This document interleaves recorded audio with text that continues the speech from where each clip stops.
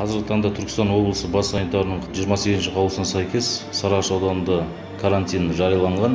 Карантиннің талаптарын өрескел бұзып отқан азаматтар, яғни мына 425-ші әкімшілік құқық бұзушылық туралы кодексінің 425-ші бабында көзделген, яғни халықтың санитарлық эпидемиологиялық саламаттылығы саласындағы заңнаманың талаптарын, сондай-ақ гигиеналық нормативтерді бұзу, немесе жаңағы түнгі уақыттарда кафе, халықтың көп шоғырланатын қоғамдық орындарда халықтың жиналуы, карантин ережелерін бұзу болып саналады. Біздің Сарыағаш аудандық полиция бөлімі жеке құрамы мен полиция қызметкерлерімен жоғарыда айтылған 425-ші бап бойынша қазіргі таңда 61 әкімшілік құқық бұзушылық анықталған. Олардың барлығына шара көру үшін Сарыағаш аудандық тауарлар мен көрсетілген қызметтердің қауіпсіздігін бақылау басқармасына жолданды, яғни СЭС. Сонымен қатар қазіргі таңда әкімшілік бұзушылық туралы кодексінің 364-ші бабы көзделген. Онда ортақ су пайдалану қағидаларын бұзу, яғни белгіленбеген жерге барып күндізгі уақытта каналдар, өзендерге барып шомылу, ол деген